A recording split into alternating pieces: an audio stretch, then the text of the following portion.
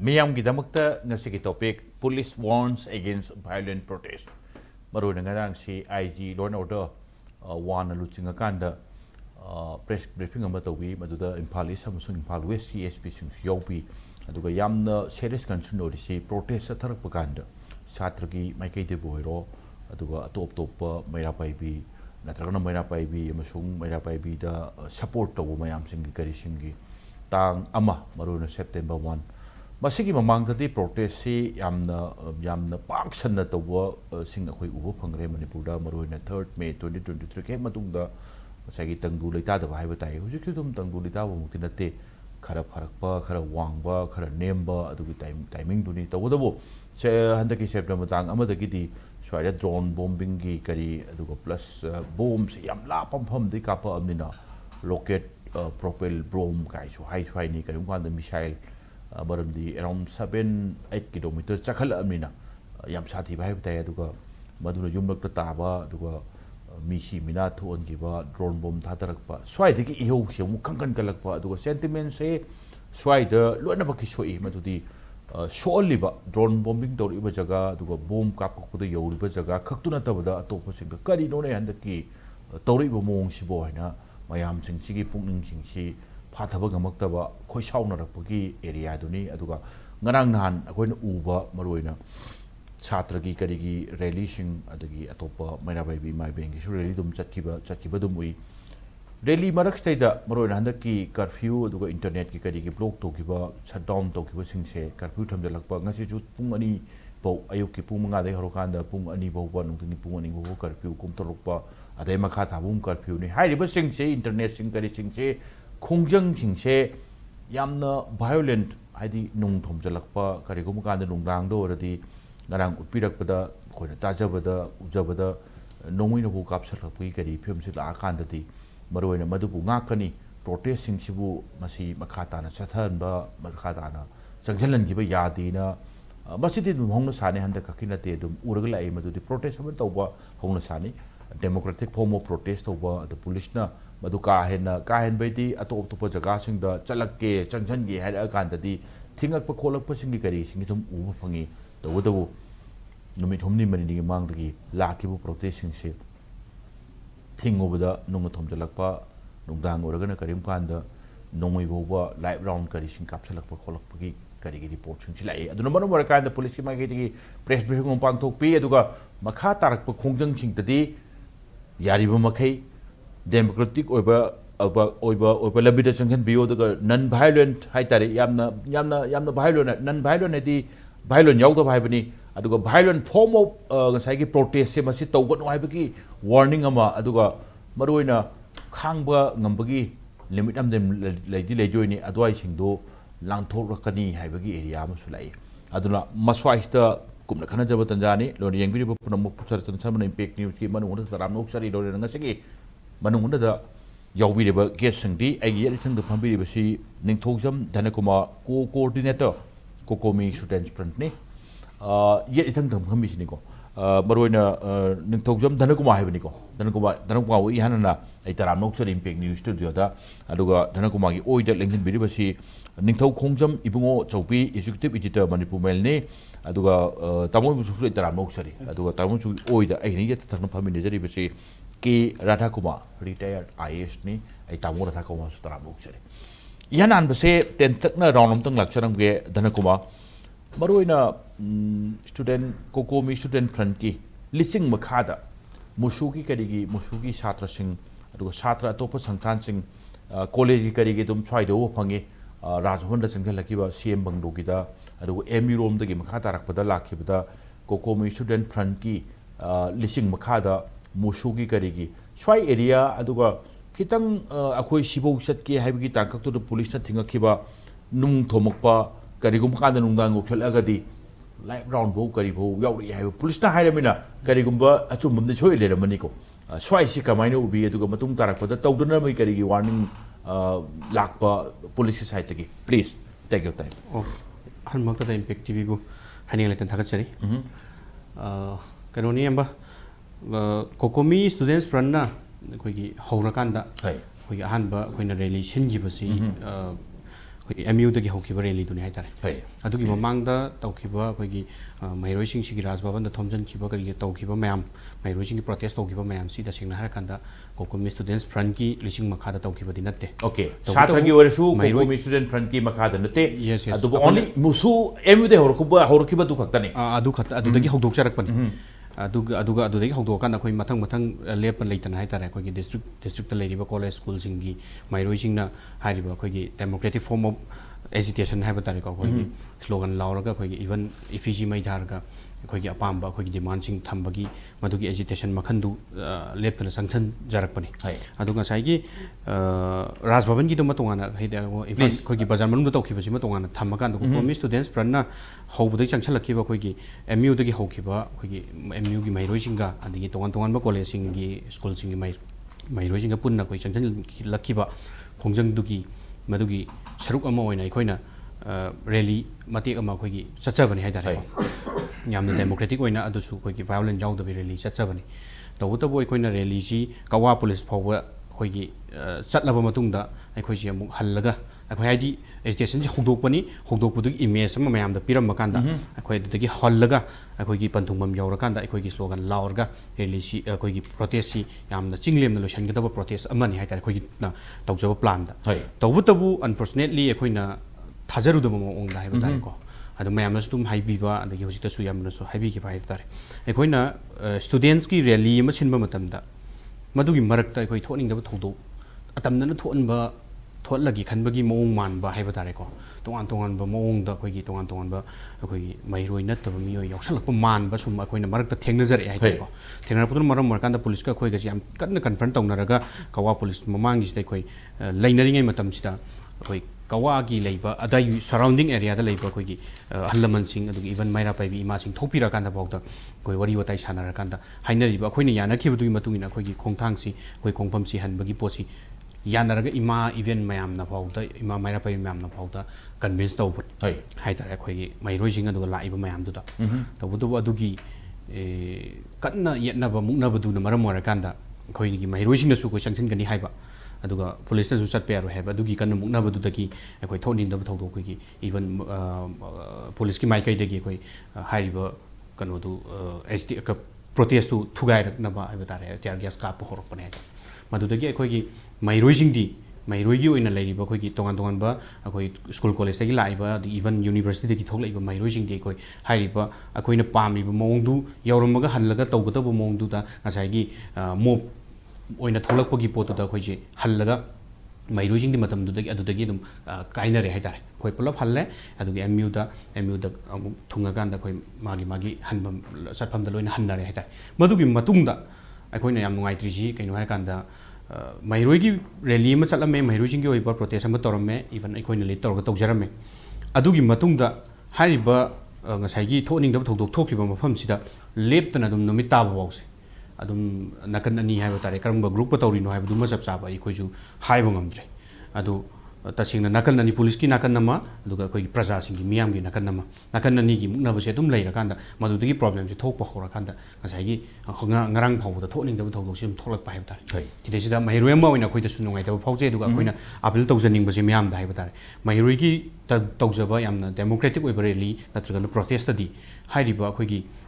thoning da thodok atapna thonba manbagi maong amada akhoi gi kanagum miyoi kharana tawbase masi yanim khai tawbiganu maduna maram warakanda akhoi gi mairoi sing da awaban nangi madugi numitu da su mairoi mayam ma sopan yawe haiba tare adu akhoi da yam nungai jate duna akhoi na chansal leiba khongjang si akhoi akhoi mairik pidagi maijawbi on na haiba tare ko kaigino ha kanda akhoi tam sagal akanda akhoi gi oiba amna chobo protest ama madu changsan na bagi akhoi sem saba hogjarak pani haiba tare adu da tamna thugaina ba tawbo manba maong ama tawbose masi yam nungai te masi yaring kai patungdani tawbiganu haibase appeal tawsaki okay an round with thank you tawdi maroina tamna satra gi kari gi ihou se democratic oiba maong da sagachana ba hona jabadu kari gumba kanda madwai du madugi lambi du chatna ba hona rakpadagi derail to honba sabotage to bama natragana maswai se masak thian ge ena thaoina to bama natragana leiribe issue sing se satra gi oijarasu akhoi su yopsal lo si di hairaga satra hairaga di some particular मागी dos and don'ts मयाम लेदोने छात्र की करिगुम कांड protest से लेंगांग नसु याम लुमना Lobo highway ताय कराइदा हर कांड ए छात्र की protesting करिसिंग चे हैंडल तोबो लुइको मसवाइ से डिलिकेटली हैंडल तोबम चंगी को का हर कांड हाना को छात्र ओरे छात्र ओरिङैदा छात्र खोंजंग चिंग करिसिंग याम योरप हाइबे ताय अदुना पुलिस न कैनसु हेता पंगतान तानबा पंफु से दुम तौदबनी छात्र की लिसिंग से अदुगा स्वाइ से हैंडल तोबो लुइ तौदबो मोइना संगजलेइबा इहौ से ममाइसी थैरसी लाना काइबा नत्रगा लाना उहन याइरपा अदवागी इंटेंड ओरगदी स्वाइसने लान लुरेसी अदुनने कुचोगी धनकुमार याना अपील तौरसे मसक थेनबै थबक सिबि तौबगिनोना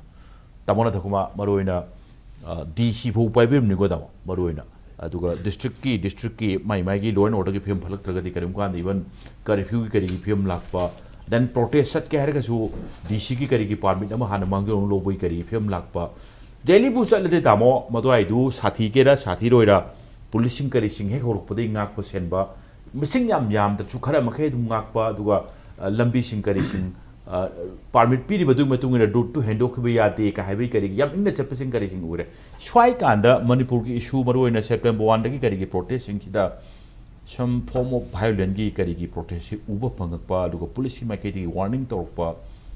स्वाइसिंग से being a hana I decision biramba aduga senior citizen da su laktor mina kama in thambidinge animaki yengbira kan tam si kharkupna prajasin khandaba matam oire henu hele andi seasonara isi warning haba malai dei helagadi police ki si warning haba lain karamba protest violent protest sigi lai protest maramdi manipur da ban blockade protest si alobu nati si hen sathiba 18 june gi kari mayamam leire ada handaki oirei ba violence si kram hain tawge da khoi yam charge ba pot am lai si kari ki noi su police na su ma si khara khanga to ne maramdi na hangai mai ke ani no mai kap na ba si drone bombing ga lak pa si praja si kenom tawgre praja si kenom tawgi ba gi pot am lai si police ne appreciate to to ne masida moigi intelligence da mi myam sigi pung da kaino ma leigre haba kaino si background si khangna moi jatha bam thopne sai gi COCOMI gi now Dhanakumar na hapet haire hipa kogi satra gi democratic protest ma chatha da kana gum khara na deliberately sabotage to na ba kaino to na ba honor abra na chingnare ga haire madu police na su madu intelligence ma si kram ai to la ino si kitang khang ba ma darkar lai मीसिंग की मरमदी हुजिकी drone बोम का लापसे मीसिंग की पुंग खरा हाना नोमै घर कापनरमदि हेना साथीब कैनोम the चक्कीबसिदगी पोटसी everything सी येकनबदोनु उरकपगुम्बा अमा लापगी कैनो सी लेब्रा हाइसी यामना कुपना येंग दरकार नि अम on the part of the police तसु खोइना पुलिस त पक्चै चैबि यादपम लै पुलिस सी शांति रक्षा की लॉ एंड ऑर्डर प्रॉब्लम सिंग नाकनब थामि yes थोंगोंग सिदा मासी नुसा मरक्ता का सदुम लेपग लैनि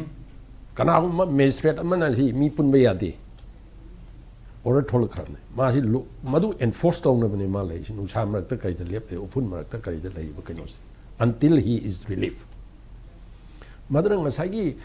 मी पुनबे यादे गा पुननगा लैबसि मा नुसा मरक्ता कैदा मांगन लैबसि यामना माना करी ओइन उरकदगे मागी एंगल दगे करिगिनो पुनबे यादे गा नुइसि पुनबिरिसिबो पुल्लगदी बेरा लानेना मजिस्ट्रेट न करीना ऑर्डर थोपन लेरे मसिदै नोहिना भाइलेट तो बिरिसि करिगिनो जि मागे रिएक्शन जि ओइदोय पुलिस की कैनो सिदा on the part of the police द अदना we have to understand sympathetically येंगदो मासु ह्यूमन बीइंग अमने बट ह्यूमन बीइंग स्ट्रेच सि ngakna bagi दमक थंबदो भाइलेंट मद थुआइब मयाम थोलागदी मवंदसु कैनोमा मोजि एंटी सोशल ओइब पोट नि जि मवंद सोइदों की फावरकने है मनन मा खाइ नोंजु नोंसा खंगदगा हि मासे नुंदांग गासे दुम मयाम तुमनरिङैदगा से मोजि ड्यूटी तौप करके लै अदना 13 months पे गाना पिरे इब करके माफी मनन सुनो ब करके टाइमिंग गा वाजब पोट अमने हाइब मोइदस खोंग बुट अमा अयुक्तगी सुमतो नुंदांग वर बहु तोंगा अगादि मीदु करी ओयरकदगे थोंग मनाक्त लैसि अखोइ मणिपुर की फिबम सिदा टॉयलेट फैसिलिटी गासे मनाक्तगा सु लैतब लै सिगुम फिबम सिदा पुलिस की एंगल लगे सु ngसागी protest को बकर गई तरफ पसिदा violent โอยรักกระไรที่มุ่งยำ alert โอยนั่นเลยจะปะแต่ violent โอยรักก็ที่มุ่งชู suddenly react ตัวสิตัวกันเนี่ยมันนี่มุ่งชีงั้นใช้ expose นุ่งชิ้นอุตสาหะ expose ตัวเลยละปะ group เนี่ยให้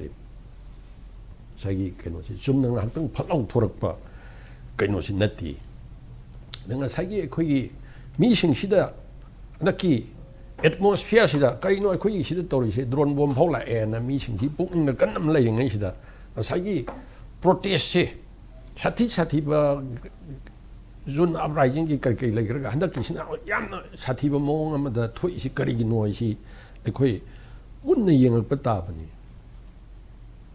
असी करिदगी ओइरि नोइ सि खंदोक पसि अदा साइगी मची मची दे कौ आदेगा सो हाय इसाइदगी मियम त नते 오리포 그 사이다 오리포 기수 हाय 오리포 मचिंदा ओवरब्रिज की मखोंग काब यादन लेदो अदु सेमजनब लेबा गाड़ी अनि दु था मै थादो ए अदु कइनो मेम थुगार बल्ब मेम थुगार तुगे मना बद लेबा मरो स्ट्रक्चर से करे मै थादो मे अदु मसीगी सी असवाइदगी न इपोक तैसु नते हना कनो तोरपसना डेलिबरेटली सिगी कइनो तो कांबु खर लेरबरा हाइबसे कोइ हंग पता बने अदुदनी ऐना पुलिस की इंटेलिजेंस याम दरकार लेरे है कना मखरना कहीं वायलेंस क्रिएट तौगदगी अखोगी मोब सागकदगी कहीं तौब कांबू अमा पूरा लुमग लेरब्रा अदुना मदुगी कहीं प्रजा सिंगसिदा प्रजा अमा ओइना अखोइना खंजगदौदी इसाना खंजगदौदी we are living in the 21st century यू खर थगजलगा कांसी खिंगोर लेबाक निंब कौब याब्रा क्वेश्चन से इसादा खंजगदौ प्रजा आइना यू खर थगजलगा साइदा को खिंगोरगा मयाम या खर यौसलुरगा आई लेबाक निब्रा खनरिबसि मदुन सोप तौदोरब्रा गाइसि इसा इथन प्रजाना खनगदौने मदगी सिदा मिगी गाड़ी कोलास थानबा कइनोदु मै थादो बल थुगाइ करी मांगजगे कनाना मांगजगे स्टेट एक्स एकर मांगब नत्रा लेबाक सिगी एक्स एकर सु मयाम उ लेरे लेन अनिरक तागिबो नोंग चानो कइनो तौगिदो लंबी मणिपुर की लंबी अमत चप्प यादन ले हि मरखिदा मुसु थुगाइ छल्ले मांगजाई से कनानो प्रजा खोइनो ओइना सुम इसा इथनदा मांगहनजबगी कइनोसि लेरब्रा हाइना प्रजाना याम कुपना खंदजगदौ मतम जी हेमबु हेमलबने प्रजा सिंगी यामना मरमदी 21st century द लेबनिने खोइसे अदा यामना खंगदौबी टीवी द कइदा नोआंदै निथोबो यूक्रेन गा गाजा गा स्ट्रिप गा तोंनरि कापनरि खोनरि स्टेसी यौसलकदोरब्रा अखोइ हिन आंगै नोमि काप मी तुमिनन लेरगा ड्रोन बम मौ थाजले अखोइ स्वाइसिदा यु खर थखलगा नाउरि खर पाइरगा नुंदांगा कांसी खिंगुरगा सोल्व तौदोरिब्रा 0 माइल सिदा कइनोने न खलुब मयान तुमिनन लेरगा फट फट लाउना कनो तौर ए मदुगी स्टेजु यौग्रे हाइसि खंगगा प्रजासिना ज्ञान याम तागदब मतम दुनी सुमना खोगी कहीं तौर फमगा लेबे प्रोटेस्ट ने थोगा यौसलुरग ओइगदौ नते सोल्यूशन जी करिनो तौरिबा प्रोटेस्ट से अखोइना पामेबा डिमांड जी करिनो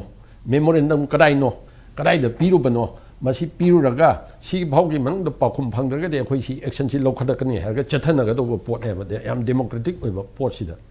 अदा गुंगांग तौरगा सोइबा नारिबा कके म्याम सी प्रजागा छात्र गात सोकना तौरे छात्र की लीडर का थाइना सिदा खुद का तखाइदन तौख्रिब ngarang nahan thoiba incident ga si praja ga kaino gadar ka thoi aduna deliberately tawba kangbu leiraga di madu state police ki intelligence pura kanna tawkhalaga madumba kaino singdo fisout tawba darkar leire praja su yamna gyan ta ba darkar leire khoi onjhal laga isa gi khong da ithanda singjeng na yanjan bagi bhap ama leire aiba कहीं खंगम थोब okay thank you अहम चुम वफम ने साने साई खोंग थांग अंजनजब करीम कांद हौदोरबी इहोसे मदुआई इहोसिंग करिसिंग protesting साकटपीदोरिबसिंगदुनसु अमुक खंदबा अदुगा check तौबा हाइतारे आइगी system दु check तौबम चंगी अदुगा अख्वाइदगी मरुओइना छात्र की करिगी इहोसैदा करिगुंबा कनागुंबा खरा यौसलकांद मसक थिहंदोरे काइसे स्वाइतनी इंटेलिजेंस सिनरकांद हे यौसंद्रिङैदा मदु थिङौसी नत्रगना सिंजे इचम चमना सिंजे लांजरिबसिंगदो अद पाउ हन फौसी काइबा डबल चेक सिस्टम गसे लाकु मथौ तारसे अदुगा नो डाउट कर्फ्यू थमबा अदुगा सरकार की माइकैदगी लेंगा की माइकैदगी लॉ एंड ऑर्डर फिल्म से लाक्सननबा any kind of measure lokhalakpada madu citizen amoina inbai se ekoi ihan hanba ithoni adu karigumba kanda phana chumba ihok leresu phana chumna chatlasu madwai du yoksallaga mai pangtha da thaba nung pangthom da thomba panglaw do lawbdo adwai dumadi 25th century ni amtang check tawminasi adwai du oirakanda di police na kari khalamgani aduga aigi prajana horen aina yum hankibada aina lawba roldo amtanga hangbiyo famungda long hipakanda aina ngasi tawrusu chumja la kaina adu yarga di semdok piyo suni isai thanda semdok naragadi साथी फिवम हेक हेक ओइबसे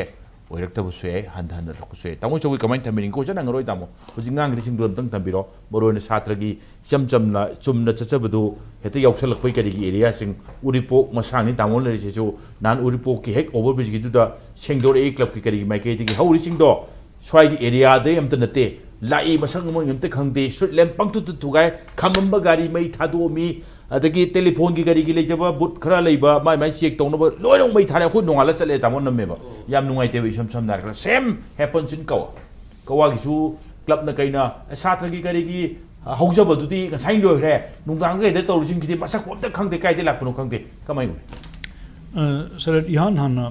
अखोई गे तुम police की नत्रगा paramilitary forces any kind of public की movement लापदा अखोई atrocities हाइबे वाहि सियाम सिजिने हाइबदी करम मोंग दा मिनिमम वायलेंस थोनगदगी हाइबसे असि नैनबसि याम तोइना नैनै अदो अखोई जर्नलिस्ट ना हावैना सुम खंगकपदा रशिया हाइबा लमसे मोगी लमददी कनो लेरमदे अखोईगी सरकार की अगेंस्ट नत्रगा एनी मागी मार्च ओइगेरा रिवोल्ट ओइगेरा अदुगा इवन प्रोटेस्ट फावो लेरमदे इनौ नौना थोरकपा रशिया हाइबा यूएसएसआर काइखिबदा नत्रगा यूरोप की कम्युनिस्ट बेलजे काइखिबदा इंडिया से इहान हाना मखोगी लमदुदगी क्राउड से डिस्पेल तौनबा मिनिमम पब्लिक द सोक तनबगी ट्रेनिंग से इंडिया दा लाए hundreds and thousands of base मैम से को पुलिस ट्रेनिंग मैम से द पब्लिक से कर्म मोंग हैंडल तौदब नोइना मदो अखोई उहोवेब मदुदा पार्ट अमा हाइबसे पब्लिक ता मिनिमम अखोई सोक तनबसे लिचैं कलसु खोंगी मखा रगी नोंगै हाइबसे मदि सुकाम कापत्रे को जे अखोई कोन अखोई रबर बुलेट काइना थोरा इबा अलगी क्राउड डिस्पेल तौनबा अखोई इरिटेंट ओइबा गैस काप को बसे जो पार्ट ऑफ मोब सिने हौजिक मणिपुर दा लाइबा इशू सिदी मणिपुर से कुइरे 1970s 80s 90s सिदगी थंखांग दा करम बदा प्रजागी अवाब नुंगाइदबा फुंदोरपगी मोहोंग से सी पब्लिक प्रोटेस्ट की मोंग द डिफरेंट फॉर्म द लाखरे अदुदा मणिपुर दा थोप इरांग सिदी करम मोंग दा अमुक समनरके हाइबु मणिपुर दा इंसर्जेंसी मूवमेंट अमा लैबा ओइबना लाइब नत्र कंट्रोल तौगदोरिब मी मयाम असुसु मखोइगी मपुनिंग द पब्लिक से करम बनु हाइबदा से Kashmir is a different thing and हाइरगसु लाइब मयाम सिना होल पब्लिक सिंग साइगी कनो ओइना उब मिलिटेंट ओइना उब अदुगी टेंडेंसी अमगी लैग्रे मदुगी मथक्ता अखोइना हुजिक हाइजनिंग बदी मणिपुर की पुलिस ओइगेरा पैरामिलिट्री ओइगेरा एनीबडी थोरप मतमदा मखोइ से ओरिएंटेशन नम थोक्त्रिङैदा को even say blue sepa lakera CRPF lakera they must be led by some local police officer ko aduga kudong chadaba mayam asi minimize tawnaba yes chumi uniform sepa mayam se nahan nungdang do akoi su report gi sum tam thorok padagi mafam lae gari macham angangi da akoi press ki jacket ilaga thorok panai su situation si yenge hayeng discussion da mapan da yaw da sarat sum khumbada अखोई एक्जेल ground लेबसे करीनो हाइबदा पुंग नुंदांगी बारो अमा तारा फावदा पौमी 13 से अयुक्तगी मोई चाखु चारकते हाय नुंदांग फावबा अदम jacket से लेरगा गसाई लेबा मरखसिदा मखोई own अवाबसु तेंगनबा याविको मदमाय हाइना अखोई तामोना हाइबिगी पुलिस मैम सिसु अयुक्तगी थोरगा लोइदा अखोई मी अमगी लास्ट सिटी हेंदोरकपको तौदु अखोइना हाइनिंगबदी any arm personnel is a professional, they are well trained and they are expected to perform even during difficult times. I have a quick request now. I believe police officer I will see public mini other the public thora even ngang mayam loina maksi kano militant natte khulai paiba natte nunga thumami tawudobung sai hairiba saitagi ama yaksulak chisa to perspective amane manipur da hojik akhoi discussion da new Delhi की नत्रगे any कोई हुजिक हुजिक याम तोइना मणिपुर की हंजन थोरा इबा photo से Tampasana gi nupi macha ama Tampasana school gi nupi macha ama lambi mayai da ani phammaga akhoi gi yamna iconic oiba picture ni akhoi gi barun haiba akhoi gi ising kapsal laga leibu do nam khoi na khang bigi picture do and these are things madu da khoi na hai barun do lawru bagi test tawribra angang nupi macha ahum phambadu di akhoi gi Manipur gi constable lady officer yam lady masa mu phaba yam lady mona chappa thangdok khibida yabane but mapan gi da di akhoi gi wakhan je ko at yamna dehumanizing oiba dumba picture khar su lei adigi sir ai point am daga thamja hoge akhoi rang su discussion si yam toina yaure adagi adi sidana taba akhoi gi CSO mayang gi akhoi lekai gi kari ga thorok bada haibada ai gi opinion bi haibada aina hairame World War da natraga history da khwaidagi phattaba nupa na ngasi uri basi Hitler ne Hitler was one of the most cruel characters of the World War II aduga World War si losandri phawal loigadoroba pokhai khigi Berlin je pokhai doroba German je pokhai doroba phawda he ensured that not a single educational institutions are disturbed by the war primary dagi school dagi college dagi medical engineering technical engineering mechanical engineering mayam se loi namak se angang mayam se loi namak laik ta holle ko laik ta hon bai se aduga khoi gi societal responsibility ama haiba malai nahan se ai lekai gi mayam akhoi ising bottle pai dana khotna akhoi gi human chain gi thoe but it touched my heart also school da phamjagadaba larik tawdun legadaba angang mayam se kari gi damak da lambi da puthora ibno haiba gi question ama chawama akhoi Haktang akhoi iboton sana ima mangdu la akhoi se ahlaman mayam akhoi mayam ta dona debate tawi akhoi su dum hai leiwa ki irang achaw thora gadi mahirol gi achaw thudang ama lei youth ki achaw thudang ama lei but it has become a trend in Manipur where you line up children who do not know what is politics primary dagi leiba high school dagi leiba class 5 6 dagi hodoraga lambi da hanjan kauthorak pase I think this is also one of the things that akhoi societal responsibility ama logada thudang ama leiri ko keno angang macha piga pi basi akhoi lambi da thoraga lephan bagi akhoi Manipur da kangsagi aun hai gi ba kangkang tor loin thoraga da bune haibado adun adult should own up this responsibility achawa mayam responsibility logada buni our duty is to protect children and women haibagi societal responsibility ama layebako tawdabu lebagi issue irang thoragadi prajagi movement emotion haiba thing maju ngamde nahan hojik haibiri ba uripok do khuju uripok tini namusu uripok tini akhoi lekai da moi angang kumri ku manga laga phawlo ga chatki basi akhoi gi lekai su one of them ne kaino da akhoi gi lekai changa ga lambi mari manga phaw gi ba yabagi escape route amane bako adaidu da akhoi si yengbada kanam da khangde hai kanam khangde hai wari sarakanda akhoi lebaki issue ni kaino na hairam ko this is the issue of the state aduna akhoi sida yamna localize oiba uripok haiba sagol ban haiba laite sigi uripok ki lambi sidi convergence chauraba lambi sidi akhoi kano ni setirim road sigi lariba lambi mayam sena khuma mebako sigi akhoi kano haiba laite kaina that mi gi wakhan gi mot ne aigi wakhan dadi somda mahirol gi group su yaubiri aduga akhoi societal responsibility adult ki responsibility amalai karigumba irang thorapa matamda akhoi gi latest victim today is students from DG students from Iboton Sana student from Johnston the student from CC High Secondary School CC from even akhoi gi rilongi mayam sidagi moigi any issue thoropada ai uniform hawo chimpa pure CC gi angang yang khai mari manga kuchen jalaga police tanabado mit it has become a daily routine where issue ma horakpada moi hoiraga puthokani haibagi wakhan ama laibado I think there should be some kind of a change of format of social responsibility during such crisis ko aina hajabuse ko agoju society gi part amani akhoi amohina senior orakpane akhoi metric ta chahi mango do akhoi gi batch ne 1977 70 79 gi da akhoi chahi da akhoi gi metric batch mang si han han bana akhoi gi batch ne ko aduna akhoi lona makhangi chhatra gi mahi mangba hoji college में हम लोग नमक से Imphal college करी क्लासे हो जाए 6th semester कागज़ दबदो हो जाए they are now in the 4th semester हो जाए मपान तंबा मयाम दे लो नमक BA low नखरबा मयाम they are now in the final year graduation की को आइने चुम खन बददी educational institution मयाम से during the most difficult times करम मवंग द मागी parental responsibility societal responsibility at the most issue में लाख पदा मायोन चुम्मी बा CSO मयाम की consideration makoigi wakan pungning lauting amadi makoigi yamna serious oiba akhoi gi gyan taba wakhan amana lit tawba haibase akhoi ju public na thorak matam thorai ko yamna marik chumna yamna mamai chumbi base aduga haigi chu chumi issue ma thorak pada labidam thorak pada angsai gi issue ma hijack tawgi ba haibase asi ju akiba mane okay hijack tawgi ba haibase asi ju akiba mane hojik tani hojik all Manipur working journalists union gi ngasi 58 sahi shubagi golden jubilee gi thengna bada SP police